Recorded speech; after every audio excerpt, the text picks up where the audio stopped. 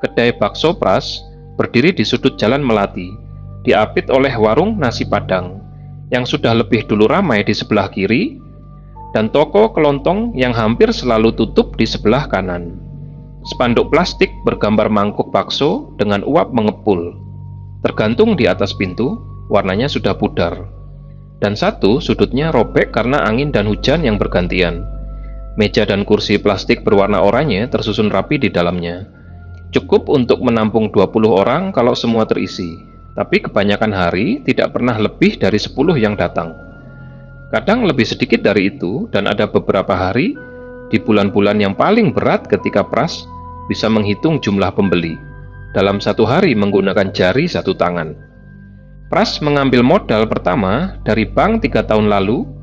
Jumlahnya cukup untuk menyewa tempat, membeli peralatan dapur, dan bertahan 3 bulan pertama sambil membangun pelanggan tetap. Rencana itu tidak berjalan sesuai harapan.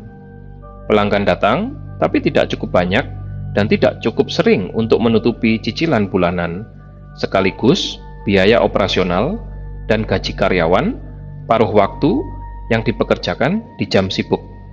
Pras sudah mencoba berbagai cara, mengubah resep, memperkaya isian bakso, memperpanjang jam buka, membuat akun media sosial untuk kedai, dan meminta teman-teman lama menyebarkannya. Hasilnya ada, tapi selalu tidak cukup. Tubuh Pras kurus, punggungnya sering pegal karena berdiri terlalu lama di depan kompor, dan kulitnya yang dulu lebih cerah sekarang terlihat kusam karena jarang keluar di siang hari dan terlalu sering menghirup asap dapur. Usianya 36, tapi orang-orang yang belum lama mengenalnya sering mengira dia lebih tua. Dia bukan orang yang bodoh dan bukan yang malas. Dia tahu cara memilih tulang sumsum yang baik untuk menghasilkan kaldu yang kaya, tahu cara mengolah minyak bawang putih hingga aromanya maksimal, tahu perbandingan bumbu yang menghasilkan kuah bening tapi berkarakter. Tapi semua pengetahuan itu tidak mengubah kenyataan bahwa di kota ini ada 12 kedai bakso lain yang sudah lebih dulu punya pelanggan setia dan nama yang lebih dikenal. Utang cicilan terus berjalan setiap bulan. Pemasok daging dan tulang meminta pembayaran di awal. Sejak Pras pernah telat bayar 2 kali berturut-turut. Biaya sewa tempat naik tahun kedua. Karyawan paruh waktu keluar masuk karena gaji yang Pras bayarkan tidak kompetitif. Semua ini menumpuk menjadi tekanan yang tidak pernah benar-benar pergi. Hanya kadang lebih keras dan kadang sedikit lebih sunyi. Istri Pras, Ayu, bekerja sebagai kasir di minimarket Jalan Dahlia, 2 blok dari rumah kontrakan mereka di Gang Kenanga. Shiftnya teratur, gajinya tidak besar tapi rutin dan bisa diandalkan. Selama setahun terakhir, lebih sering dari yang Pras sadari. Uang Ayulah yang menutup kekurangan belanja bulanan di bulan-bulan, ketika hasil kedai tidak mencukupi kebutuhan dasar. Ayu melakukan ini tanpa membuat Pras merasa berhutang budi, tanpa mencatat atau mengungkitnya nanti. Dia menyesuaikan pengeluaran rumah tangga, mengurangi ini dan itu, dan memastikan semuanya berjalan, tanpa memperlihatkan bagaimana sebenarnya keadaan. Ayu 32 tahun, tubuhnya sedang, rambutnya hitam panjang yang selalu dia ikat rapi sebelum berangkat kerja. Wajahnya lembut, dengan garis-garis yang belum pernah terlihat keras. Tipe wajah yang membuat orang cepat mempercayainya. Di rumah, rambutnya dia biarkan terurai, dan dia sering duduk di sofa sambil membaca buku tipis dari perpustakaan kelurahan, atau menonton acara memasak di televisi dengan volume rendah, agar tidak mengganggu Pras yang sering butuh ketenangan ketika baru pulang. Ayu tidak pernah komplain soal uang secara langsung. Bukan karena dia tidak menyadari masalah keuangan mereka. Ayu cukup cerdas dan teliti untuk tahu bahwa angka-angkanya tidak seimbang, tapi dia memilih untuk tidak mengungkit. Ketika Pras pulang dengan wajah tegang dan tidak bicara saat makan malam, Ayu tetap menyiapkan makanan, meletakkannya di depan Pras, dan duduk di sebelahnya. Dia tidak memaksakan percakapan, tidak menuntut penjelasan soal hari seperti apa yang dijalani Pras, tidak menyindir dengan pertanyaan yang mengandung tekanan tersembunyi. Pras tahu semua ini, tapi mengetahui bukan berarti menghargai. Tidak dalam kondisi kepala yang sudah terlalu penuh dengan tekanan dan amarah yang tidak jelas arahnya. Yang Pras rasakan setiap hari adalah rasa terhimpit dari segala penjuru. Dari angka di buku catatan utangnya, dari tatapan pemasok yang mulai kurang sabar, dari suara kasir di kedai sebelah yang terdengar lebih sering berbunyi dari kasir kedainya sendiri. Rasa terhimpit itu tidak menjadi lebih ringan ketika dia tiba di rumah dan mendapati Ayu yang tenang dan pengertian. Justru kadang ketenangan Ayu terasa mengganggu, seolah Ayu tidak benar-benar memahami betapa gawatnya keadaan mereka, seolah Ayu terlalu santai di atas masalah yang seharusnya membebani keduanya sama beratnya. Itu cara Pras melihatnya, bukan karena itu kenyataannya. Malam ketika Mbah Sukmo pertama kali datang, kedai hampir sepi dari sore. Satu pembeli di jam 5, dua di jam 7 yang datang bersama dan makan cepat, dan setelah itu tidak ada lagi. Pras sudah mematikan sebagian lampu depan dan sedang menghitung sisa uang di laci kasir. Jumlahnya tidak menggembirakan. Ketika pintu kayu di depan terbuka tanpa suara, Pras tidak mendengar langkah kaki sebelumnya di luar. Bukan karena suaranya tertutup keramaian, karena malam itu jalan depan cukup sepi. Tiba-tiba saja ada seorang lelaki tua yang sudah duduk di kursi paling pojok, kedua tangannya terlipat di atas meja, memandang Pras dengan tenang, seperti orang yang sudah duduk di sana cukup lama dan tidak terburu-buru. Lelaki itu tampak sangat tua. Kulit di wajahnya keriput, dalam, dengan alur-alur yang jelas di sekitar mulut dan mata, dengan bercak-bercak gelap di pelipis yang merupakan tanda usia. Tulang pipinya menonjol, dagunya lancip, dan matanya berwarna coklat tua yang sedikit keruh, tapi tatapannya tidak kehilangan ketajaman. Rambutnya putih semua, tersisir rapi ke belakang. Dia memakai baju batik, lengan panjang, bermotif yang sudah memudar warnanya, dengan celana panjang hitam yang bersih. Di tangannya tidak ada tas, tidak ada barang apapun, dan tidak ada sandal atau sepatu yang terlihat berbeda dari satu-satunya pintu yang bisa dilalui. Pras menanyakan pesanan. Lelaki itu meminta semangkuk bakso biasa tanpa tambahan. Selama makan, lelaki itu tidak banyak berbicara. Dia memakan baksonya perlahan, tidak terburu-buru, sesekali memandang ke arah dapur, sesekali memandang ke arah kompor yang sudah setengah dimatikan. Ketika Pras mulai menyapu bagian belakang sebagai bagian dari ritual penutupan, lelaki itu meletakkan sendok di pinggir mangkuk yang sudah kosong dan duduk tegak. Dia memperkenalkan dirinya sebagai Mbah Sukmo. Katanya dia sering melintas di jalan ini, sudah beberapa kali melihat kedai Pras dari luar, tapi baru malam ini mampir karena memang sedang ingin makan bakso. Suaranya pelan, tidak serak seperti yang mungkin diharapkan dari orang setua. Penampilannya datar dan tidak terburu-buru. Kemudian Mbah Sukmo mengeluarkan sesuatu dari saku bajunya dan meletakkannya di atas meja. Sebuah botol kecil dari kaca bening, tingginya mungkin 8 cm, ditutup dengan sumbat kayu kecil yang rapat.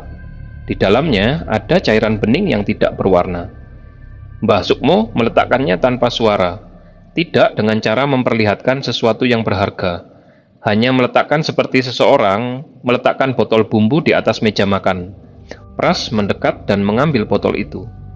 Ketika dia membaliknya, cairan di dalamnya bergerak lambat, lebih kental dari air biasa, meski tidak seperti minyak atau sirup. Tidak ada bau apapun dari botol yang masih tersumbat rapat. Mbah Sukmo menjelaskan bahwa itu adalah bumbu pengikat rasa, bukan perasa dari pabrik, bukan ekstrak kaldu kemasan, bukan apapun yang bisa dibeli di toko bahan masakan manapun. Pras bertanya bagaimana cara menggunakannya. Mbah Sukmo menjawab bahwa bumbu itu hanya bekerja kalau dicampur dengan satu bahan tambahan, bahan yang tidak dijual dan tidak bisa dibuat. Bahan itu adalah air mata murni yang berasal dari kesedihan yang sungguh-sungguh dalam. Bukan air mata karena mata terkena asap atau iritasi, bukan air mata karena terlalu tertawa, bukan air mata karena terharu melihat sesuatu yang indah. Air mata yang keluar dari perasaan yang benar-benar hancur dari dalam. Pras hampir tertawa. Bibirnya sudah bergerak ke arah itu, tapi cara Mbah Sukmo memandangnya tidak berubah ketika dia mengatakan semua itu. Tidak ada sesuatu di wajah lelaki tua itu yang menunjukkan bahwa ini adalah candaan atau bahwa dia sedang menjual kepercayaan. Dia menyampaikannya seperti seseorang memberikan instruksi penggunaan alat yang sudah umum diketahui cara kerjanya. Mbah Sukmo berdiri, mengeluarkan uang pas dari saku celananya, meletakkannya di meja di samping mangkuk kosong, dan berjalan ke pintu. Botol kecil itu tidak dia ambil. Pras masih berdiri di belakang kasir dengan botol itu di tangannya, memandang pintu yang sudah tertutup, mendengar langkah kaki di luar yang menghilang sangat cepat untuk seseorang dengan postur setua itu. Dia tidak membuang botol itu malam itu. Dia menyimpannya di saku celananya, membawanya pulang, dan meletakkannya di dalam laci meja samping kasur. 2 minggu berlalu. Kondisi kedai tidak membaik. Minggu itu bahkan lebih buruk dari biasanya. Kompor gas bagian kanan mulai bermasalah dan harus diganti, menghabiskan tabungan kecil yang Pras sisihkan dari bulan lalu. Pemasok tulang sumsum dari pasar menaikkan harga dengan alasan kenaikan biaya transportasi. Satu karyawan paruh waktu meminta berhenti karena mendapat pekerjaan dengan gaji lebih pasti. Dan bank mengirim surat pengingat cicilan yang kali ini nada kalimatnya terasa lebih tegas dari sebelumnya, dengan tambahan angka denda keterlambatan yang tidak kecil. Semua itu terjadi dalam waktu 9 hari. Pada malam ke-9, Pras tiba di rumah dengan sesuatu di dalam dirinya yang sudah penuh sampai ke permukaan dan tidak bisa ditahan lagi. Ayu sedang di dapur ketika Pras masuk, membilas mangkuk setelah memasak. Di meja makan ada tagihan listrik yang belum terlipat, tergeletak di atas buku catatan belanja Ayu. Pras melihatnya dan tanpa pikir panjang sudah mulai bicara. Suaranya rendah tapi berat. Dia bertanya kenapa tagihan itu belum dibayar. Ayu menjelaskan bahwa dia akan membayarnya besok karena hari ini dia bekerja sampai sore dan loket pembayaran sudah tutup ketika dia selesai. Penjelasan yang wajar dan masuk akal. Pras tidak berhenti di situ. Sesuatu yang sudah menumpuk selama berminggu-minggu mulai keluar, dan tagihan listrik itu hanya menjadi celah pertama. Kata-katanya bergerak dari tagihan listrik ke kondisi keuangan secara umum, ke keputusan-keputusan yang dulu mereka buat bersama, ke hal-hal yang Pras rasakan sebagai kegagalan yang telah mengantarkan mereka ke kondisi sekarang. Suaranya naik perlahan, bukan teriakan, tapi dengan tekanan yang terus meningkat di setiap kalimatnya. Ayu duduk di kursi makan, mendengarkan. Dia tidak membalas dengan keras, tidak memberikan argumen yang memperpanjang pertengkaran. Tangannya bertumpu di atas meja, kepalanya sedikit menunduk. Pras terus berbicara, dan kata-katanya makin masuk ke wilayah yang biasanya dia jaga. Soal kondisi keluarga Ayu, soal pekerjaan Ayu yang tidak pernah berkembang, soal berbagai keputusan yang dia hubungkan langsung dengan masalah yang mereka hadapi sekarang, meski hubungan itu dipaksakan dan tidak logis. Air mata Ayu mulai keluar. Tidak ada suara isak yang keras, tidak ada gerakan menutupi wajah atau menyeka pipi. Air mata itu mengalir dari sudut kedua matanya secara bersamaan, turun perlahan di pipinya yang diam. Ayu masih duduk di posisi yang sama, kepalanya masih sedikit menunduk, tangannya masih di atas meja. Pras berhenti bicara. Bukan karena menyesal, tidak dalam kondisi kepala yang sedang dalam keadaan seperti itu. Yang terjadi adalah sesuatu di dalam kepalanya bergerak ke arah yang lain, ke arah laci di kamar tidur, ke botol kecil bening yang sudah tersimpan di sana selama 2 minggu. Dia berbalik dengan cepat, berjalan ke kamar, membuka laci, mengambil botol dan sendok kecil dari cangkir di meja nakas. Dia kembali ke ruang makan dengan langkah yang lebih pelan dan lebih hati-hati. Ayu masih dalam posisi yang sama. Tidak sadar Pras sudah meninggalkan ruangan dan kembali karena kepalanya masih menunduk dan matanya tertutup. Pras berdiri di sisi kanan dan sedikit di belakang Ayu. Dari sudut mata Ayu yang masih mengalir, dengan gerakan yang dia usahakan sekecil dan secepat mungkin, dia menampung beberapa tetes air mata itu dengan sendok dan memindahkannya ke dalam botol. 5 atau 6 tetes, tidak lebih. Pras kembali ke kamar, menyimpan botol dan sendok di laci, lalu keluar ke dapur, mengambil air minum, dan duduk di kursi, dengan ekspresi orang yang baru saja menenangkan diri. Ayu sudah masuk ke kamar mandi.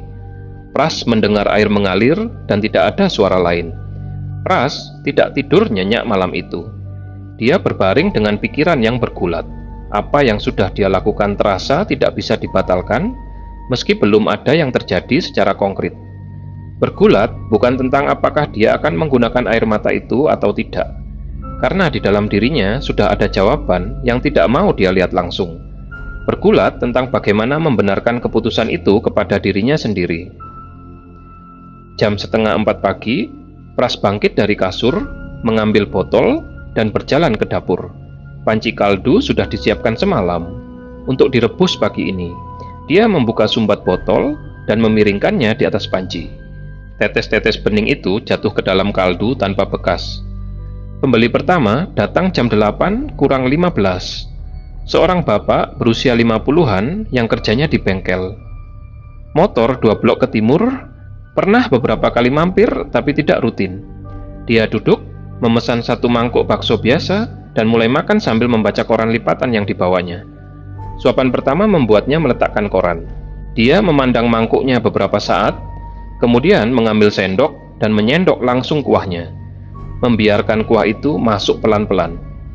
Ekspresinya berubah. Ada sesuatu di sana yang tidak biasa. Bukan ekspresi puas yang umum. Bukan ekspresi orang yang menemukan makanan enak untuk pertama kali. Lebih dalam dari itu dan lebih berat. Bapak itu meletakkan sendok untuk kedua kalinya, menekan matanya sebentar dengan 2 jarinya, kemudian melanjutkan makan. Dia makan sampai mangkuk kosong dengan kecepatan yang jauh lebih lambat dari biasanya. Seperti orang yang tidak ingin sesuatu berakhir, dan kemudian memanggil Pras untuk memesan 1 mangkuk lagi. Jam 9 pagi, ada 6 pembeli. Pras sudah tidak ingat kapan terakhir ada 6 orang sekaligus di dalamnya, di jam segitu. Jam 10, ada yang berdiri di pintu karena tidak ada meja kosong, hal yang belum pernah terjadi dalam 3 tahun. Jam 11, seseorang yang tidak dikenal Pras datang sambil memegang ponselnya, mencocokkan nama kedai dengan yang ada di layar. Dia bilang tadi baca di grup dan langsung ke sini karena penasaran. Sebelum jam 12 siang, kaldu habis. Pras berdiri di dapur memandang panci yang kosong, tidak bisa bergerak selama beberapa detik. Dia sudah membuat kaldu dengan jumlah yang sama seperti hari-hari biasanya.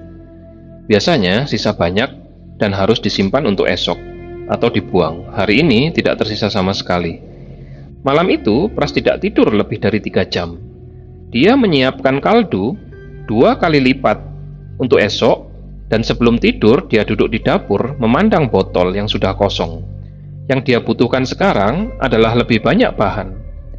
Keesokan harinya lebih ramai dari hari sebelumnya. Seseorang yang makan kemarin mengunggah foto mangkuk baksonya ke media sosial dengan keterangan yang panjang dan jujur tentang betapa aneh pengalamannya. Rasa kuahnya berbeda dari bakso manapun yang pernah dia coba. Ada sesuatu di dalamnya yang membuat matanya basah tanpa alasan yang jelas. Tapi dia tidak bisa berhenti makan sampai mangkuknya kosong. Foto itu mendapat komentar ratusan dalam beberapa jam. Banyak yang bertanya lokasi, dan tagar nama kedai Pras mulai bermunculan di beberapa akun. Antrean hari kedua sudah terbentuk sejak jam 7. Kaldu yang Pras siapkan 2 kali lipat tetap habis sebelum jam 2 siang. Tapi botol itu sudah kosong lagi. Pras pulang malam itu dengan pikiran yang sudah ada keputusannya, meski tidak dia akui kepada dirinya sendiri, dengan kata-kata yang tepat. Ayu sedang di dapur ketika dia masuk. Pras duduk di kursi ruang makan dan mulai bicara. Kali ini bukan karena ada sesuatu yang betul-betul memicu amarahnya. Kali ini dia mulai karena dia butuh hasil tertentu. Pertengkaran malam itu berbeda dari malam sebelumnya, meski Ayu tidak tahu perbedaannya. Pras lebih terukur, lebih sadar tentang kata-kata mana yang menghasilkan reaksi paling cepat dan paling dalam. Botol dan sendok sudah ada di sakunya sebelum dia mulai bicara. Ketika Ayu akhirnya menangis, Pras sudah ada di posisi yang benar. Malam itu hasilnya lebih banyak dari malam pertama. Dalam waktu 3 bulan, kedai bakso Pras menjadi yang paling dibicarakan di kota. Media lokal meliput dalam format berita kuliner singkat, yang kemudian dibagikan terus-menerus. Blogger makanan dari kota-kota lain mulai berkunjung dan menulis ulasan panjang. Seorang jurnalis dari majalah online kuliner nasional membuat artikel tentang kuah kaldu yang menurut beberapa pengunjung terasa seperti kesedihan yang lezat. Artikel itu dibagikan ribuan kali dalam 2 hari. Pertama tayang, Pras memperpanjang jam buka dari jam 8 pagi sampai jam 8 malam. Dia merekrut 2 karyawan baru, mengganti meja dan kursi plastik dengan yang lebih baik, memasang pendingin ruangan. 4 bulan kemudian, dia menyewa ruko yang lebih besar di jalan utama kota, 2 kali luas tempat lama, dengan dapur lebih luas, kapasitas meja untuk 50 orang, dan ruang penyimpanan di belakang yang cukup untuk stok bahan seminggu. Cicilan bank dilunasi 6 bulan lebih cepat dari jadwal. Rekening tabungan yang dulu hampir tidak pernah berisi, mulai menunjukkan angka yang membuat Pras sulit tidur karena tidak percaya. Mereka pindah ke rumah baru di perumahan sisi barat kota. Rumah dengan 2 kamar tidur, garasi, dan halaman kecil di belakang.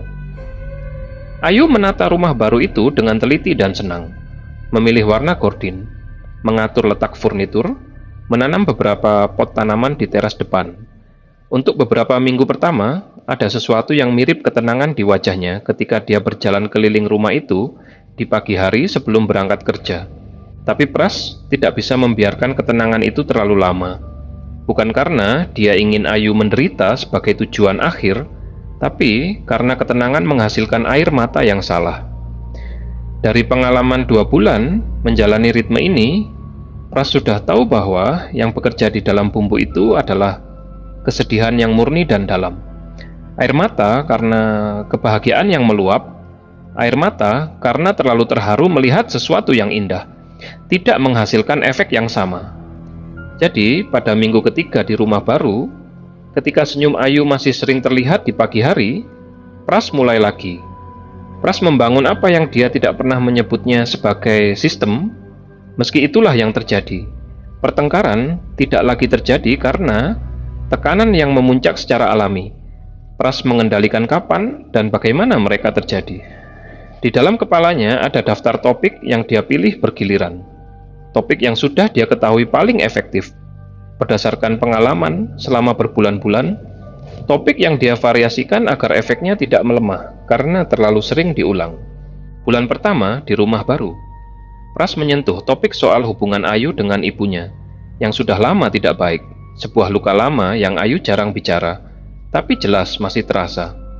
Bulan kedua, soal ketidakmampuan mereka memiliki anak, sesuatu yang selama ini dijaga Pras sebagai batas yang tidak boleh dilewati, karena dia tahu itu adalah tempat yang paling dalam di dalam diri Ayu.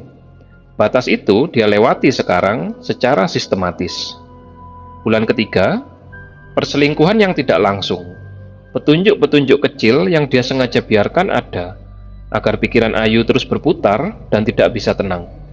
Rutinitas pemanenan sudah sangat efisien. Pras selalu membawa botol kecil di saku celananya sejak pagi. Sendok kecil disimpan di laci nakas, di samping kasur, di sudut yang mudah dijangkau, tanpa terlihat mencari-cari. Posisi terbaik untuk menampung tanpa ketahuan sudah dia hafal sepenuhnya.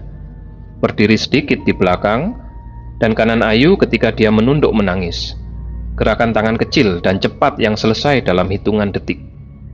Ayu tidak pernah menyadarinya karena ketika menangis perhatiannya sepenuhnya di dalam dirinya sendiri. Di kedai, ada pola yang Pras perhatikan dan tidak dia ceritakan kepada siapapun. Pelanggannya menangis saat makan. Tidak semua, tidak setiap saat, tapi cukup sering untuk menjadi sesuatu yang dia kenali dengan jelas. Biasanya mulai beberapa menit setelah suapan pertama, ketika efek kuah sudah mulai bekerja. Ada yang hanya matanya berair tanpa suara, menyekanya dengan ujung jari sambil terus makan. Ada yang menangis dengan suara yang tertahan di tenggorokan, bahu yang bergerak, tangan yang menekan wajah, tapi tidak pernah meletakkan sendok. Seorang ibu muda yang duduk sendirian pernah menangis hampir 10 menit, matanya merah dan hidungnya berair. Tapi ketika karyawan Pras mendekatinya dengan ekspresi khawatir, dia menggelengkan kepala dan meminta 1 mangkuk lagi. Seorang lelaki paruh baya yang sudah menjadi pelanggan tetap pernah datang 3 kali dalam 1 hari. Matanya merah setiap kali dia keluar dari pintu, tapi keesokan harinya dia kembali lagi. Ada juga efek lain. Beberapa pelanggan terlihat makin mudah menangis. Secara umum setelah beberapa minggu, rutin makan di sana. Bukan hanya di kedai Pras, tapi di tempat-tempat lain. Seorang pelanggan yang Pras kenal mukanya, bilang kepada karyawannya bahwa temannya menangis di depan iklan televisi, padahal biasanya orang itu tidak pernah menunjukkan emosi sama sekali. Karyawan Pras yang sudah 2 bulan bekerja di sana, mulai lebih sering terlihat menyeka mata tanpa alasan yang jelas, bahkan ketika tidak sedang makan bakso. Pras tidak mencari tahu lebih jauh tentang efek-efek itu. Selama uang terus masuk dan antrean tidak putus, dia tidak merasa perlu mengerti lebih dalam tentang apa yang sebenarnya dia distribusikan setiap harinya kepada puluhan dan ratusan orang. Memasuki bulan ke-9, kondisi Ayu sudah sangat berbeda dari Ayu yang menata rumah baru dengan senyum dan pot bunga di teras. Beratnya turun hampir 7 kilo. Matanya hampir selalu sembab di pagi hari. Tumbuhan di teras sudah mati satu persatu karena dia lupa menyirami, dan pot-pot kosong itu tetap di sana karena memindahkannya butuh energi yang tidak dia punya. Teman-teman Ayu yang masih ada mulai jarang mendengar kabarnya. Ayu tidak menelepon, tidak membalas pesan dengan cepat, dan ketika diajak bertemu, dia sering menolak dengan alasan tidak enak badan atau terlalu lelah. Ini bukan kebohongan, tubuh Ayu memang selalu terasa berat, dan dokter puskesmas tidak menemukan penyakit fisik apapun ketika dia periksa. Hanya menyarankan istirahat lebih banyak dan mengurangi stres. Di rumah, Ayu sudah hampir tidak pernah menyuarakan perasaannya kepada Pras. Bukan keputusan strategis, tapi karena merespons, sudah tidak menghasilkan apa-apa selain kata-kata yang lebih menyakitkan dari kata-katanya sendiri. Jadi Ayu berhenti bicara, berhenti merespons, berhenti berargumen. Tapi Ayu masih ada, masih memasak setiap malam, masih memastikan baju kerja Pras bersih, masih membayar tagihan, dan mengatur urusan rumah tangga yang kecil-kecil. Dia melakukan semua ini bukan karena kondisinya baik-baik saja, tapi karena dia tidak tahu cara berhenti melakukannya. Dan di dalam dirinya yang sudah sangat kelelahan, masih ada sesuatu yang tidak bisa melepaskan Pras. Perselingkuhan terang-terangan dimulai pada bulan ke-10. Pras tidak membuatnya dramatis. Dia membiarkannya terang melalui detail yang tidak dia sembunyikan lagi. Parfum yang berbeda di bajunya, pesan di ponsel yang dibiarkan terbuka, pergi dan pulang di jam-jam yang tidak bisa dijelaskan dengan alasan kerja. Ayu melihat semua ini dan menangis, tapi tangisnya sudah berbeda dari sebelumnya. Ada sesuatu di dalamnya yang lebih lelah dari sekadar sedih. Sesuatu yang campuran antara luka dan pemahaman yang perlahan-lahan terbentuk meski Ayu belum bisa menamakannya. Pras merasakan perbedaan kualitas itu di dalam kuah keesokan harinya, meski pelanggan tidak pernah komplain. Ada sesuatu yang sedikit berbeda, sedikit kurang dari biasanya. Antrean tidak berkurang, tapi efeknya tidak sekuat minggu-minggu sebelumnya. Pras mencoba mendorong lebih jauh lagi. Pada suatu Sabtu sore di bulan ke-11, Pras lupa membawa kunci gudang penyimpanan di belakang ruko.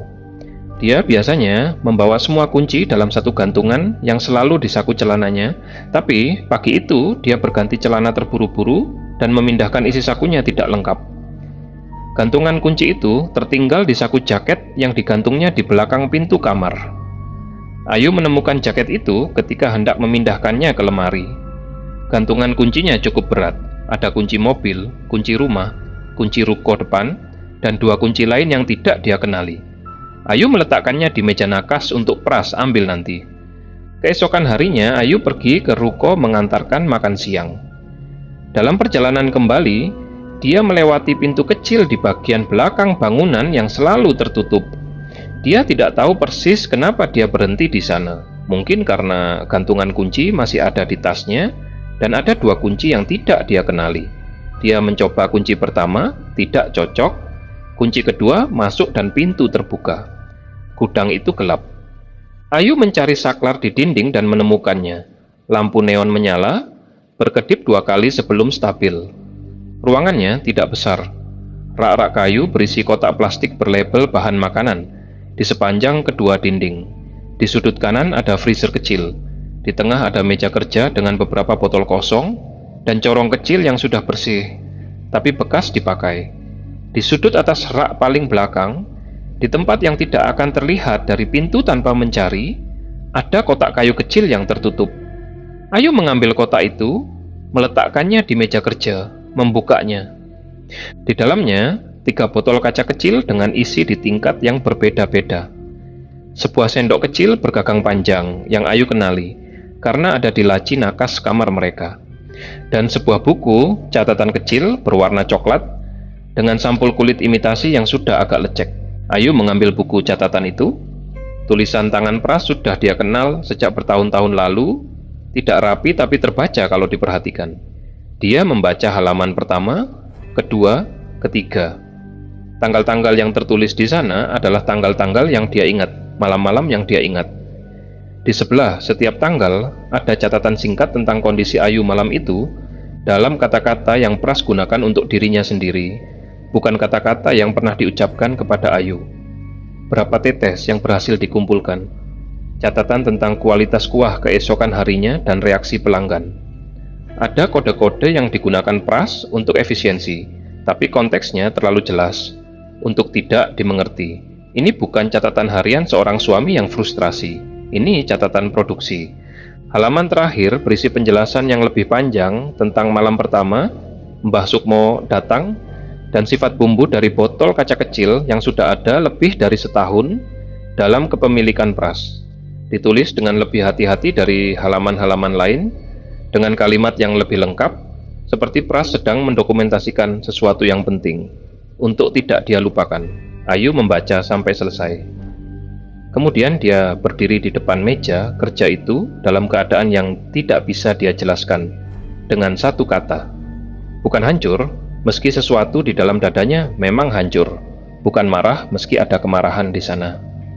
Yang paling dekat untuk menggambarkan kondisi itu adalah semua yang selama ini masih belum dia mengerti tentang setahun terakhir hidupnya, tiba-tiba menjadi terang sepenuhnya, dan keterangannya jauh lebih buruk dari kemungkinan terburuk yang pernah dia bayangkan.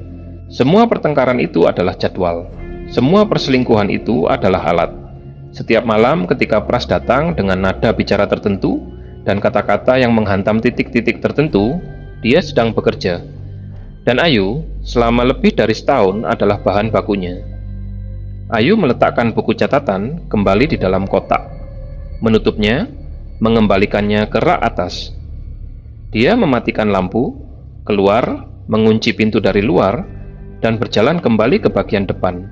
Dengan langkah yang tidak berbeda dari biasanya, dia tidak mengatakan apapun kepada karyawan di sana. Dalam perjalanan pulang ke rumah, Ayu tidak menangis. Pras pulang malam itu sekitar jam 9. Lampu ruang tamu menyala. Ayu duduk di sofa, tangannya di atas lutut, memandang ke arah televisi yang mati. Pras membuka sepatu, meletakkan kunci di meja, memandang Ayu sebentar untuk menilai kondisi. Kemudian dia duduk di kursi di sebelah sofa dan mulai berbicara dengan nada yang sudah menjadi pembuka rutinitas mereka, mengangkat topik yang sudah dia rencanakan di perjalanan pulang. Ayu tidak bereaksi. Pras melanjutkan. Kata-katanya mengalir, menghantam titik-titik yang bisa dia andalkan. Dia menyebut hal-hal yang sudah terbukti efektif selama berbulan-bulan, menyusunnya dengan urutan, yang dari pengalaman dia tahu paling cepat menghasilkan respons. Ayu memandangnya. Pandangan yang datar dan penuh sekaligus. Pandangan seseorang yang sudah melihat sesuatu sampai ke dasarnya, dan tidak perlu lagi berpikir tentang apa yang sebenarnya ada di sana. Tidak ada emosi yang perlu disembunyikan di balik pandangan itu karena pandangan itu sendiri sudah menjadi jawabannya. Tidak ada air mata. Pras berhenti bicara. Ruangan itu hening kecuali suara, lalu lintas samar dari luar. Dia mencoba lagi, dengan kalimat yang berbeda. Ayu masih memandangnya dengan cara yang sama. Pras meningkatkan tekanannya, mengangkat suaranya, menyentuh hal yang paling dalam yang dia simpan sebagai senjata terakhir. Ayu memalingkan pandangannya ke arah dinding yang lain, berdiri dari sofa, dan masuk ke kamar. Tidak ada air mata. Hari-hari berikutnya berjalan dengan cara yang membuat Pras merasa seperti ada yang salah dengan dunia. Ayu melakukan semua hal yang biasa dia lakukan. Bangun, memasak, menyiapkan sarapan, pergi kerja, pulang, memasak malam, membersihkan rumah. Semua berjalan dengan benar dan rapi. Tapi seperti ada sesuatu yang sudah tidak ada di semua rutinitas itu, sesuatu yang sebelumnya membuat rumah terasa berisi. Pras mencoba semua cara yang pernah bekerja. Tidak ada yang menghasilkan air mata. Dia mencoba bersikap baik selama beberapa hari, berharap perubahan itu akan membuat Ayu bereaksi secara emosional, lalu kecewa ketika Pras kembali ke sikap lamanya. Ayu menerima sikap baik dengan cara yang sama, dia menerima sikap buruk. Tanpa perubahan yang bisa dideteksi, dia mencoba menyinggung ketidakmampuan memiliki anak sekali lagi dengan kata-kata yang lebih keras dari sebelumnya. Ayu mendengarkan, memandang ke arah lain, dan melanjutkan makan malamnya. Di kedai, efeknya terasa. Antrian berkurang hampir sepertiga dalam 4 hari. Beberapa pelanggan, tetap yang biasanya datang 2 kali seminggu, tidak terlihat. Tidak ada komplain soal rasa, tidak ada masalah pelayanan, tidak ada alasan yang bisa Pras jelaskan kepada karyawannya tentang kenapa tiba-tiba lebih sepi. Penjualan turun 30% dalam 8 hari, dan dari cara efek itu bekerja selama ini, Pras tahu bahwa kalau kondisi ini berlanjut, penurunan akan makin cepat. Pras memecahkan piring di dapur rumah suatu malam, memukul meja sampai tangannya merah. Ayu berdiri dari kursi, berjalan ke kamar dengan tenang, menutup pintu. Tidak ada air mata. Pada malam ke-14 tanpa hasil, Pras sudah tidak bisa mempertahankan apapun. Kepanikan yang sudah berminggu-minggu, dia tekan ke bawah, akhirnya keluar sepenuhnya, mengambil alih semua yang lain. Dia pulang dengan kondisi yang berbeda dari biasanya, bukan amarah yang terukur dan terarah, tapi sesuatu yang tidak terkendali lagi. Ayu sudah tidur ketika Pras masuk ke kamar. Pras menyalakan lampu kamar. Ayu terbangun dan duduk perlahan, memandangnya. Di bawah lampu kamar yang kuning, wajah Ayu terlihat lebih tipis dari beberapa bulan lalu. Matanya tidak ada kantuknya, meski baru saja terbangun dari tidur. Apa yang terjadi berikutnya berlangsung dalam waktu yang tidak panjang. Pras berteriak hal-hal yang tidak lagi punya susunan logis. Dan ketika Ayu tidak bereaksi sama sekali, ada sesuatu di dalam Pras yang kehilangan kendali sepenuhnya. Dia menyerang. Ayu tidak sempat bergerak dengan cukup cepat.